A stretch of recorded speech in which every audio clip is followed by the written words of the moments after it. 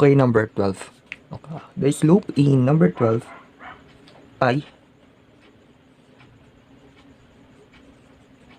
equal to x multiplied by the square root of y at the point 19.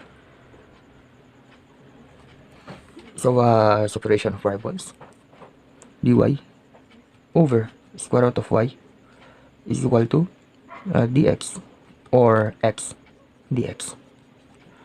So, integral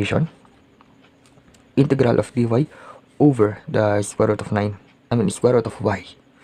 So, that's y raised to 1 over 2 over 1 over 2 is equal to x squared over, okay, x squared over 2 plus the constant. So, y or 2y raised to 1 over 2 is equal to x squared over 2 plus the constant. Then, substitute the value ng x and y or ng point x and y. So, 2 multiplied by y raised to 1 over 2 is 9. Square root of 9 is equal to x, which is 1 over 2 plus the constant. Okay? Don't get me wrong, 1 raised to 2 ay equal to 1. So, kahit hindi na natin ilagay yung 2.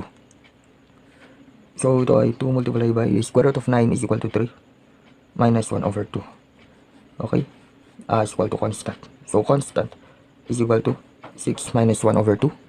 That's 11.5 or 11.2 or 5.5. So, y or 2y or 2 square root of y 2 square root of y is equal to x squared over 2 plus 5.5. So, to eliminate the 2, just multiply the whole equation into 2. So, 2 multiplied by 2 is 4. 4 square root of y is equal to x squared plus 5.5 multiplied by 2 is 11. So, this is the final answer.